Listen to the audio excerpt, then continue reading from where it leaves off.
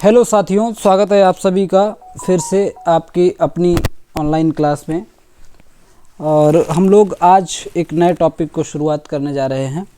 Literary terms से संबंधित आज क्वेश्चंस लाए हैं, तो सभी लोग देखें लास्ट तक। बहुत ही इम्पोर्टेंट क्वेश्चंस हैं और ये एक लंबी सीरीज चलेगी लिटरेरी टर्म को लेकर के, जिसमें 8 से 9 क्लास आपको मिलने वाली हैं। ठीक है, बाकी 4 इम्पॉर्टेंट राइटर्स के प्रीवियस ईयर क्वेश्चंस को हम लोग पहले से ही अच्छे से कंप्लीट कर चुके हैं। तो आज देखते हैं लिटरेरी टर्म में किस टाइप के क्वेश्चंस टीजीटी पीजीटी इंग्लिश में पूछे जाते हैं। पहला क्वेश्चन है, who among the following is given credit. Who among the following is given credit for the invention of sonnet. इसमें से किस व्यक्ति को सोनेट के इन्वेंशन का क्रेडिट मिलता है, यानी किसने सोनेट का इन्वेंशन किया। तो सही ऑप्शन है गायकोमो डा लेंटिनी। ऑप्शन ए आपका सही आंसर है। गायकोमो डा लेंटिनी जो थे, इन्हें क्रेडिट जाता है सोनेट के इन्वेंशन का। नेक्स्ट क्वेश्चन देखेंगे, sonnets are usually written in. Sonnets जो हैं वो यूजुअली किस मीटर में लिखी जाती हैं। सही आंसर है एम्बिक पेंटामीटर। एम्बिक पेंटामीटर कौन सा है? Option C. Option C will be your answer. ठीक है, iambic pentameter. In ancient Greece lyric poetry was also known as. Ancient Greece में लिरिक पोएट्री को दूसरे किस नाम से जाना जाता था? Pindaric poetry, Hellenistic poetry, Horatian poetry, Sapphic poetry, और सही आंसर है मेलिक पोएट्री। लिरिक पोएट्री को मेलिक पोएट्री कहा जाता था प्राचीन ग्रीक में। नेक्स्ट क्वेश्चन है, pyrrhic metre involves. Pyrrhic metre में क्या होता है? तो इसमें क्या होता है, 2 अनस्ट्रेस्ड सिलेबल्स होते हैं, या 1 stressed syllable, 1 unstressed, 2 stressed syllable, या फिर 1 अनस्ट्रेस्ड। तो इसमें जो सही आंसर है 2 अनस्ट्रेस्ड सिलेबल्स। दोनों जो सिलेबल्स होते हैं वो अनस्ट्रेस्ड होते हैं पिरिक मीटर में। ठीक है, तो ध्यान रखना। नेक्स्ट क्वेश्चन है, a classic ode. Classic ode is structured in 3 major parts. जो क्लासिक ओड होती है इसे पिंडारिक ओड भी कहते हैं। तो इसका जो स्ट्रक्चर होता है उसमें मेन 3 पार्ट्स होते हैं। इन तीनों पार्ट्स का क्रम आपको पता होना चाहिए, इनके नाम पता होने चाहिए। इंपॉर्टेंट क्वेश्चंस है। वो 3 पार्ट्स होते हैं, स्ट्रॉफी होता है, द एंटिस्ट्रॉफी होता है, और द एपोड होता है। ये 3 पार्ट्स हैं क्लासिक ओड के। ठीक है, नेक्स्ट क्वेश्चन देखिए, what does the term cacophony mean. Term cacophony का मतलब क्या है? कैकोफोनी का मतलब होता है जिसमें कोई रस ना हो, बेसुरी सी कोई ध्वनि है, तो उसे हम कैकोफोनी बोल सकते हैं, यानी अनप्लीजेंट। कैकोफोनी का मतलब अनप्लीजेंट और अनम्यूजिकल। तो अनप्लीजेंट और अनम्यूजिकल को हम लोग कहेंगे harsh and rough. Harsh and rough, जिसमें कोई मज़ा ना हो, सुनने का मन ना करे, है ना, जिससे जो है और अपने कानों को परेशानी होने लगे, ऐसी ध्वनि कैकोफोनी। नेक्स्ट है राइम रॉयल। राइम रॉयल बहुत इम्पॉर्टेंट टर्म है और यूज्ड इन, इसका यूज किस वर्क में किया गया है?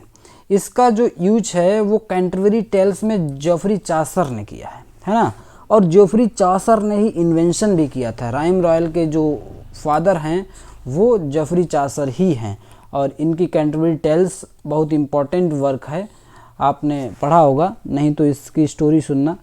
तो इम्पॉर्टेंट वर्क है कैंटरबरी टेल्स। इसमें राइम रॉयल का यूज किया गया है, जोफ्री चासर के द्वारा किया गया है, और जोफ्री चासर ही राइम रॉयल को इन्वेंट करने वाले व्यक्ति हैं। नेक्स्ट क्वेश्चन है, who first use the phrase stream of consciousness. Stream of consciousness phrase को सबसे पहले किसने यूज किया? तो सही आंसर क्या है? That is William James. William James एक मनोवैज्ञानिक हैं, है ना, और इनका एक वर्क है principles of psychology. Principles of psychology work में इन्होंने ये फ्रेज दी है, stream of consciousness. Stream of consciousness. ठीक है, option B will be right here. What does the term prosody signify. जो टर्म है प्रोजेडी, इसका मतलब क्या है? प्रोजेडी टर्म का मतलब भी आपको पता होना चाहिए।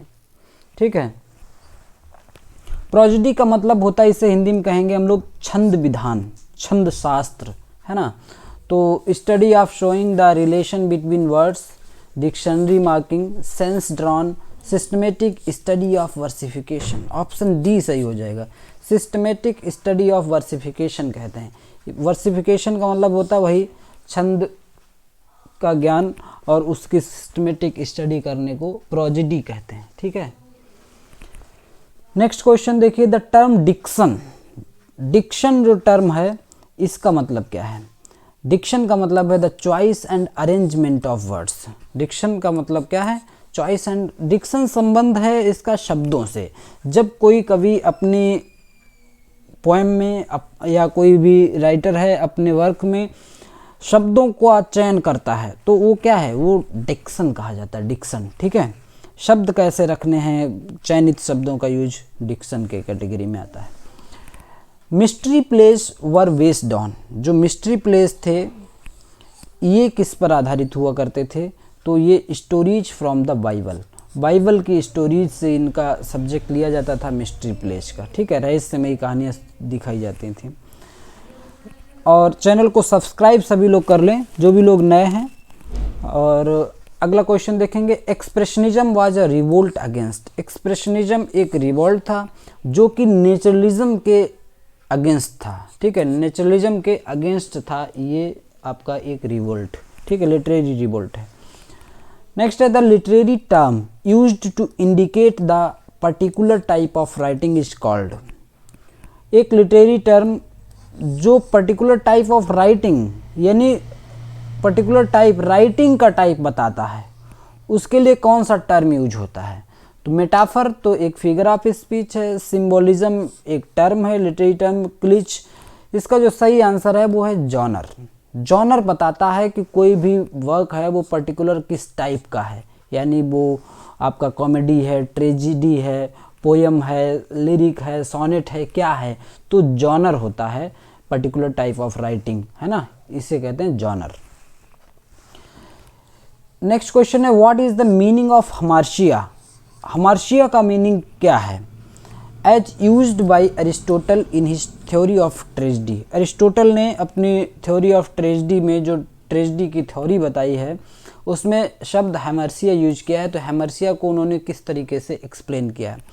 हेमर्सिया क्या है, tragic end of the tragedy है, या फिर role of fate against the hero है, या फिर strong quality in the character of the hero है, या fatal flaw in the character of the hero. Fatal flaw बहुत बड़ी कमी है ना, फैटल फ्लॉ इसे कहते हैं। हेमर्सिया को फैटल फ्लॉ बताया है अरिस्टोटल ने अपनी थ्योरी ऑफ ट्रेजिडी में।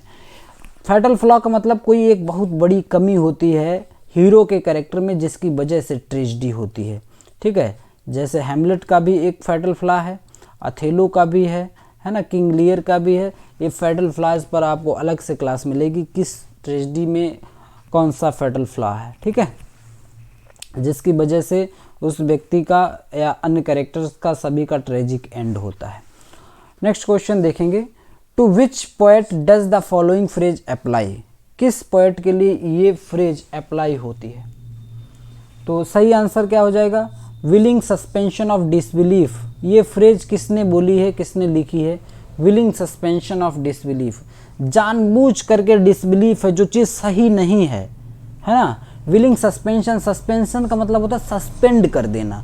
विलिंग का मतलब होता है अपनी इच्छा से जानबूझकर चीज़ों को सस्पेंड कर देना। ऑफ डिसबिलीफ, जैसे डिसबिलीफ का मतलब क्या है, आप कोई मूवी देख रहे हो, कोई भी मूवी देख रहे हो और उस मूवी को देखकर आपको खूब मज़ा आ रहा है, और जबकि आप जानते हैं कि ये बात सही नहीं है, इसमें जो दिखाया जा रहा है, जो भी विलेन दिखाया जा रहा है या जो भी हीरो दिखाया जा रहा है, जो स्टोरी दिखाई जा रही है वो सच नहीं है, लेकिन फिर भी आप अपने आनंद के लिए, आप अपने एंजॉयमेंट के लिए, जो मूवी सच नहीं है, जो स्टोरी सच नहीं है, उसे आप सस्पेंड कर देते हैं। यानी जो बात सच नहीं है उसे उस पर ध्यान ही नहीं देते, उस बात को दिमाग से सस्पेंड कर देते हैं, निकाल देते हैं और उसमें मज़ा लेते हैं, उसका आनंद लेते हैं। तो इससे कहा है कॉलरिज ने विलिंग सस्पेंशन ऑफ डिसबिलीफ। कहने का मतलब ये है, जब हमें किसी मूवी में, किसी ड्रामा में, किसी पोएम में अच्छा लगता है तो हमें ये पता होता है कि ये बात सच नहीं है, फिर भी हम उस चीज़ को नकार देते हैं और उसका मजा लेते हैं। Willing suspension of disbelief, option B बिल्कुल सही आंसर है। Gothic novels deals with, Gothic novel का मतलब हॉरर है ना, पुराने किले में कहीं पर इसकी सेटिंग होती है ना, इस तरीके से हॉरर और सस्पेंस होता है, डरावने होते हैं, पुरानी बिल्डिंग पुराने किले होते हैं। तो गोथिक नॉवेल्स इन चीज़ों के साथ डील करता है, हॉरर और suspense. Heroic couplet consist of, heroic couplet में क्या होता है आपको बताना है। Heroic couplet consist of, heroic couplet में आप जानते हैं विलियम शेक्सपियर ने अपनी सोनेट के अंत में हेरोइक कपलेट का यूज किया है। तो वो एम्बिक पेंटामीटर में लिखी जाती है। एम्बिक पेंटामीटर की 2 लाइनें लिख दीजिए आप, तो ये हेरोइक कपलेट बन जाती है। एम्बिक पेंटामीटर में जो 2 लाइन्स होती हैं हेरोइक कपलेट। नेक्स्ट क्वेश्चन देखेंगे, what does the term mythos mean. Aristotle ने थ्योरी ऑफ ट्रेजेडी में कुछ टर्म यूज किए हैं, उसमें एक टर्म मिथोस है। मिथोस का मीनिंग क्या है। अरिस्टोटल का वर्क है पोएटिक्स, और पोएटिक्स वर्क में अरिस्टोटल ने ट्रेजेडी के बारे में बताया है, तो उसमें मिथोस शब्द यूज हुआ है। तो मिथोस का मतलब होता है प्लॉट, प्लॉट, ऑप्शन ए सही हो जाएगा। नेक्स्ट क्वेश्चन है आइडेंटिफाई, लॉन्ग क्वेश्चन है, थोड़ा ध्यान से पढ़ेंगे इसे। आइडेंटिफाई द वन एलिमेंट, कोई एक एलिमेंट पहचानिए, दैट डज नॉट बिलोंग, इस पर भी फोकस रहना चाहिए, that does not belong to Pindaric odes in the options given below. इसमें से कोई एक ऑप्शन है जो पिंडारिक ओड्स से संबंधित नहीं है, यानी पिंडारिक ओड पर फॉलो नहीं होता है। तो क्या ऑप्शन हो सकता है। दे आर नॉर्मली सेरेन, सेरेन का मतलब काम, साइलेंट है ना, पीसफुल, प्राइवेट होते हैं, कंटेम्पलेटिव होते हैं in their content and expression. तो ओड्स कंटेम्पलेटिव तो नहीं होते हैं है ना, प्राइवेट भी नहीं होते हैं।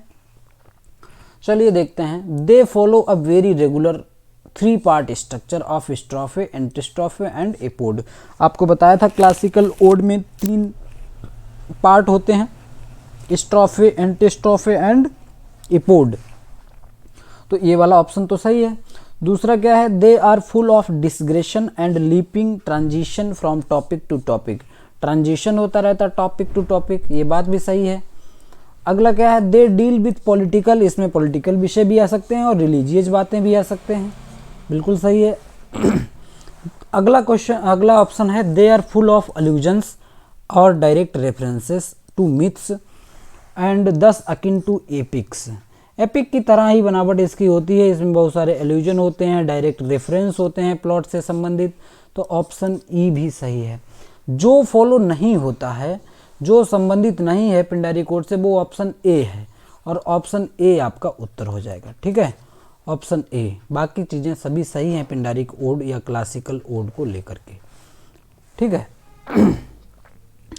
N alternative name for prose epigram, epigram जो है इसका दूसरा नेम क्या हो सकता है, इसका अल्टरनेटिव नेम क्या हो सकता है। एफोरिज्म, एपिप्रोजोनियम, या फिर क्या सही आंसर है। तो एपिग्राम का जो अल्टरनेटिव नेम है वो अपोथेम हो सकता है। एपिग्राम का अल्टरनेटिव नेम जो है वो अपोथेम हो सकता है। इसका मतलब होता है शॉर्ट इंस्ट्रक्टिव सेइंग, कोई छोटी सी कहानी, कोई छोटी सी कहावत, और कहावत इतनी जो बहुत बिटी हो। एपिग्रामेटिकल स्टाइल किसकी है, फ्रांसिस बेकन की। छोटी सी लाइन में वो बहुत बड़ी बात कह देते हैं, ऐसे स्टाइल को एपिग्रामेटिकल स्टाइल कहते हैं। उसमें क्या करते हैं, फ्रांसिस बेकन एपिग्राम का बहुत यूज करते हैं। तो एपिग्राम को आप एपोथेम भी कह सकते हैं। ठीक है, नेक्स्ट क्वेश्चन देखेंगे।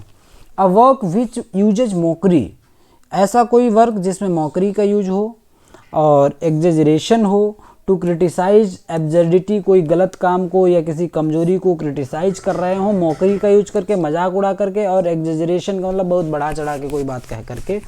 तो ऐसे वर्क को क्या कहा जाता है, तो वो आपका है सटायर। सटायर में हम लोग मॉकरी का यूज करते हैं, एग्जेजरेशन का यूज करते हैं। ठीक है, नेक्स्ट क्वेश्चन देखेंगे। Identify the following literary forms figure of speech. क्या है, अ नैरेटिव पोएम, कोई एक लंबी नैरेटिव पोएम होगी, और सॉन्ग हो सकता है कंसिस्टिंग ऑफ शॉर्ट स्टेंजा, छोटे छोटे उसमें स्टेंजा होंगे, यूजुअली राइम्ड क्वार्टरंस, और ज़्यादातर उसमें राइम्ड क्वार्टरंस होंगे। क्वार्टरंस का मतलब होता है 4 लाइन के, 4 लाइन स्टेंजा होंगे ज़्यादातर। इन एम्बिक विद अ रेफ्रेन, ठीक है। तो और वो भी 4 लाइन के स्टेंजा होंगे, वो एम्बिक पेंटामीटर में ही होंगे। तो इसका जो सही आंसर है दैट इज बैलेड, ठीक है, बैलेड। बैलेड क्या होता है? एक नैरेटिव पोएम है और इसमें क्वार्टरेन में ही लिखे जाते हैं, बहुत सारे क्वार्टरेन होते हैं 4-4 लाइन के, और वो एम्बिक ही होते हैं जहाँ तक है। ज़रूरी नहीं पेंटामीटर हो, टेट्रा और आपका जो 3 मीटर वाला भी हो सकता है ना। जैसे इसमें आपकी एक लाइन में 4 पद होंगे, 4 मीटर यूज होंगे, दूसरी में 3, इस तरीके से, फिर तीसरी में ज़्यादातर इसका जो है आपका ये स्ट्रक्चर फॉलो होता है, ठीक है। चलिए देखते हैं अगला क्वेश्चन। जो भी लोग नए हैं चैनल को सब्सक्राइब जरूर कर दें। अगला क्वेश्चन देखेंगे, अ सेंटेंस, कोटेशन और पोएम। कोई सेंटेंस हो, कोई कोटेशन हो या कोई पोएम हो that is put at the beginning of a written work, जो कि किसी रिटन वर्क की शुरुआत में दिया जाता है, लिखा जाता है, उसे क्या कह सकते हैं हम लोग? तो वो होता है एपिग्राफ। एपिग्राफ होता है कोई सेंटेंस हो सकता है, कोटेशन, या फिर कोई पोएम हो सकती है किसी वर्क से पहले, तो एपिग्राफ उसे बोलेंगे। नेक्स्ट क्वेश्चन है, metre in poetry means. Poetry में मीटर का मतलब क्या है? मीटर का मतलब स्ट्रेस्ड सिलेबल? नहीं। Unstressed syllable? ये भी नहीं। नेक्स्ट है, a pattern of stressed and unstressed syllable. Option C सही हो जाएगा। मीटर का मतलब एक पैटर्न यूज हो रहा है किसी भी लाइन में, किसी भी पोएम में। कभी स्ट्रेस्ड सिलेबल है, उसके बाद अनस्ट्रेस्ड आ रहा, या अनस्ट्रेस्ड के बाद स्ट्रेस्ड सिलेबल आ रहा, ये दोनों अनस्ट्रेस्ड सिलेबल्स आ रहे हैं, इसी का मतलब है मीटर। कौन सा मीटर यूज हो रहा है? नेक्स्ट है, which is not a part of the structure of the classic code. Classic code के स्ट्रक्चर का पार्ट कौन सा नहीं है? आप जान चुके हैं कि स्ट्रोफे होता है, एंटी स्ट्रोफे होता है और एपोड होता है क्लासिक कोड में या पिंडारी कोड में, ठीक है, एक ही बात है।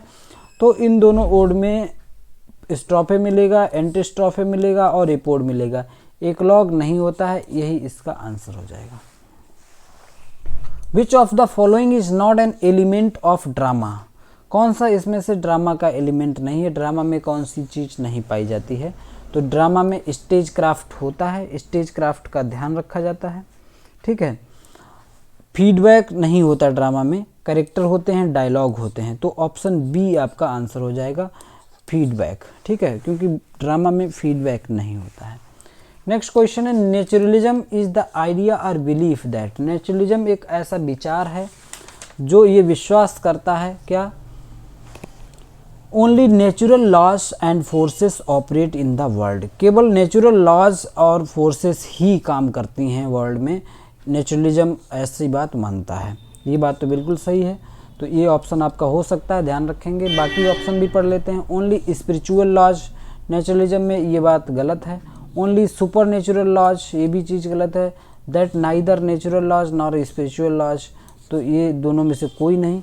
ऑप्शन ए सही है कि केवल नेचुरल जो प्रकृति के नियम हैं, प्रकृति की जो ताकतें हैं वही काम करते हैं दुनिया में, तो ऐसा नेचुरलिज्म का मानना है, ठीक है। बिल्डंग्सरोमन बहुत ही इम्पॉर्टेंट वर्ड है, लिटरेरी टर्म है। Bildungsroman is a literary genre that focuses on. Bildungsroman का मतलब होता है कोई ऐसा नॉवेल है जिसमें कोई एक कैरेक्टर दिखाया गया जो छोटे पर से यानी बचपन से ही दिखाया जा रहा है, और वो इस नोवेल की स्टोरी बढ़ते बढ़ते ही साथ में ही बड़ा हो रहा है। जैसे नहीं कुछ मूवीज़ में हीरो छोटा बच्चा दिखाया जाता है, फिर वो बाद में अंत तक बड़ा हो जाता है और वही मेन हीरो बनता है, तो ये वाली सब चीज़ें हैं। तो ऐसी स्टोरी को, ऐसे नॉवल को बिल्डंग्सरोमन नॉवल वगैरह कहते हैं। तो ऑप्शन ए सही हो जाएगा। The coming of age of the protagonist, जो हीरो है वो छोटे से बड़ा होता हुआ दिखाई देता है, यानी हीरो की ग्रोथ दिखाई देती है, ऐसे नॉवल को बिल्डंग्सरोमन नॉवेल्स कहते हैं। नेक्स्ट है the feminist movement in literature. Literature में फेमिनिस्ट मूवमेंट बहुत इंपॉर्टेंट है। कुछ फेमिनिस्ट राइटर्स हुए हैं, है ना, जिन्होंने फेमिनिज्म के बारे में लिखा है। तो इसमें हैज़ नॉट कंसंट्रेट, ये फेमिनिस्ट मूवमेंट किन किन चीज़ों पर फोकस नहीं करता है, किन चीज़ों पर कंसंट्रेट नहीं करता है, वो आपको बताना है। The role played by literature to support gender discrimination. हाँ, फेमिनिस्ट मूवमेंट के अंतर्गत ये चीज़ें भी बताई गई, ऐसे वर्क भी लिखे गए जिनसे ये पता चलता है कि लिटरेचर का क्या रोल रहा है जेंडर और जेंडर डिस्क्रिमिनेशन को सपोर्ट करने के लिए। यानी ऐसे वर्क भी पढ़े जाते हैं कि जिन्हें पढ़ कर के ऐसा लगता है कि इसने जेंडर को सपोर्ट किया है, किसी एक जेंडर को, है ना, मैस्कुलाइन जेंडर को या फेमिनाइन जेंडर को, किसी तरीके के जेंडर को सपोर्ट किया है या किसी के साथ पक्षपात किया जाता है, ऐसी स्टडी फेमिनिस्ट मूवमेंट में की जाती हैं। ये ऑप्शन सही है। दूसरा, the difference in the ways in which work of male writers and female writers have represented gender discrimination. किसी भी मेल राइटर के द्वारा या फीमेल राइटर के द्वारा लिखे गए वर्क किस तरीके से जेंडर डिस्क्रिमिनेशन की बात करते हैं, इस बात की भी स्टडी की जाती है, फेमिनिस्ट मूवमेंट में की गई। नेक्स्ट है accepting patriarchal norms and adhering to them in their writings. Patriarchal पितृसत्तात्मक जो नॉर्म्स हैं उन्हें एक्सेप्ट करना and adhering to them in their writings, नहीं, ये बात गलत है, इसी के तो खिलाफ है फेमिनिस्ट मूवमेंट का मतलब यही है कि पैट्रियार्कल जो पितृसत्तात्मक जो बात है इस चीज़ को नकारना, इस चीज़ के अगेंस्ट था फेमिनिस्ट मूवमेंट। ठीक है, तो यही आपका आंसर है, यही फेमिनिस्ट मूवमेंट जो है इसी चीज़ पर कंसंट्रेट नहीं करता है। ठीक है, अगला क्या है, reasons for lesser significance of the contribution of women. और फेमिनिस्ट मूवमेंट से ये भी पता चलता है कि कौन से रीजन रहे हैं जिससे कि कम सिग्निफिकेंस रहा है वुमेन राइटर्स का इन लिटरेरी, है ना, लिटरेचर में वुमेन राइटर्स का सिग्निफिकेंस यानी महत्व कम क्यों रहा है, इस बात का भी पता फेमिनिस्ट मूवमेंट से ही चलता है। ठीक है, तो ऑप्शन सी सही हो जाएगा क्योंकि ऑप्शन सी फेमिनिस्ट मूवमेंट इस पर काम नहीं करता है ना, वो तो इसके खिलाफ है। नेक्स्ट क्वेश्चन है, how many lines does the ballad metre traditionally consist. Ballad metre का क्वेश्चन फिर से वही आ गया जो अभी 1 मिनट पहले डिस्कस किया था। तो क्या सही आंसर है इसका, how many lines does the ballad metre traditionally consist. जो ट्रेडिशनल बैलेड है उसमें कौन सा मीटर यूज होता है और उसमें कितनी लाइन्स यूज होती है। तो मैंने अभी आपको बताया था कि 4 लाइन्स यूज होती हैं बैलेड में ट्रेडिशनली और जनरली, है ना। There are 4 lines in traditionally ballad और इसमें टेट्रा और ट्राई मीटर यूज होता है। टेट्रा और ट्राई मीटर का मतलब होता है इसमें ऊपर एक लाइन होगी, इसमें क्या है, टेट्रा मीटर है यानी 4 मीटर यूज हुए हैं, 4 पद हैं, और उसके बाद में ट्राई मीटर यूज होता है। ठीक है, फिर से टेट्रा और फिर से ट्राई, इस तरीके का जो ट्रेडिशनल बैलेड का स्ट्रक्चर है ज़्यादातर ऐसा रहता है। ठीक है, 4 लाइन्स होती हैं, एक लाइन है, दूसरी है, तीसरी और चौथी। पहली में टेट्रा, फिर टेट्रा, फिर ट्राई, फिर टेट्रा, फिर ट्राई। ठीक है, ये बात आप लोग ध्यान रखें। GIC lecturer, Uttarakhand GIC lecturer का क्वेश्चन है, बहुत इंपॉर्टेंट लेवल का क्वेश्चन है। Next, the meaning of the word hamartia. Hamartia word का मीनिंग क्या है, फैटल फ्लॉ है। अरिस्टोटल ने बताया है अपनी पोएटिक्स में। ठीक है, अरिस्टोटल का वर्क्स है पोएटिक्स, उसमें थ्योरी ऑफ ट्रेजेडी है, उसमें हैमर्शिया शब्द को डिफाइन किया है अरिस्टोटल ने और इसे फैटल फ्लॉ बताया है, हीरो में पाया जाता है। नेक्स्ट है the term ecological imperialism. Ecological imperialism was coined bye, जो इकोलॉजिकल इंपीरियलिज्म टर्म है ये किसने कॉइन किया था, तो सही आंसर है अल्फ्रेड क्रॉसबी। अल्फ्रेड क्रॉसबी ने ये टर्म यूज किया था। ठीक है, एक्सपेंशन ऑफ यूरोप को लेकर के, यूरोप कैसे इतना एक्सपेंशन हुआ, इतना एक्सपैंड हुआ, इस बात को इन्होंने बताया था, तो उसी में इकोलॉजिकल इंपीरियलिज्म टर्म इन्होंने दिया था। नेक्स्ट क्वेश्चन है, a form of verse adopted for singing और रिसाइटेशन। कोई एक ऐसी फॉर्म होती है वर्स की जो कि सिंगिंग के लिए या फिर रिसाइटेशन के लिए बनी होती है, विच रिप्रेजेंट्स ड्रामेटिक और एक्साइटिंग एपिसोड्स, जिसमें ड्रामेटिक और एक्साइटिंग एपिसोड भी होंगे, इन सिंपल नैरेटिव फॉर्म। और इसकी फॉर्म कैसी होगी, सिंपल होगी, और ख़ास बात है ध्यान देने वाली, ये फॉर्म नैरेटिव होगी। This form will be narrative is called. तो अगर नैरेटिव है तो बैलेड है। ठीक है, ऑप्शन बी है ना, ऑप्शन बी हो जाएगा। नेक्स्ट क्वेश्चन देखेंगे, heroic couplets consist. Heroic couplet में क्या होता है, a line of verse consisting 7 feet, 7 feet नहीं होते हैं, ये गलत है। A stanza of 7 lines, 7 lines का स्टेंजा नहीं होता है। A verse line with 7 syllables, 7 syllable नहीं होते हैं। एम्बिक पेंटामीटर लाइन्स होती हैं, राइम्ड इन पेयर होती हैं, ठीक है, डी ऑप्शन सही हो जाएगा। जैसे एम्बिक पेंटामीटर लाइन्स 2 लाइन्स होंगी जो कि एम्बिक पेंटामीटर की होंगी, और लास्ट में जो राइम्ड होगी वो इनकी सेम होगी। जैसे किसी की ए है तो ए ही रहेगी, कोई बी है तो बी रहेगी, सी है तो सी रहेगी, इस तरीके से rhymed in pairs. Option D सही हो जाएगा। नेक्स्ट क्वेश्चन है, who pioneered heroic couplet in English. Heroic couplet को पॉइनियर किसने किया, यानी हेरोइक कपलेट की शुरुआत किसने की, तो इसका सही आंसर क्या हो जाएगा। ऑप्शन इसका जो सही है वो बताएंगे आप लोग, जॉफ्री चासर है, या जॉन ड्राइडन है, या विलियम लैंगलैंड है, या जॉन मिल्टन है। सही option is Geoffrey Chaucer. Geoffrey Chaucer ने हेरोइक कपलेट की शुरुआत की है, ठीक है, जॉफ्री चासर ने हेरोइक कपलेट की शुरुआत की है, और इनका वर्क था the legend of good women, the legend of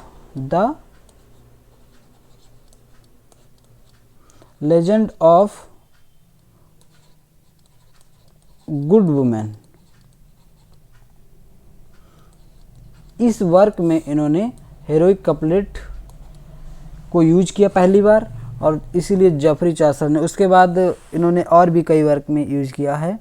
तो कैंटरबरी टेल्स में भी इन्होंने खूब यूज किया है हेरोइक कपलेट का, ठीक है। नेक्स्ट क्वेश्चन देखेंगे, who is associated with theory of deconstruction.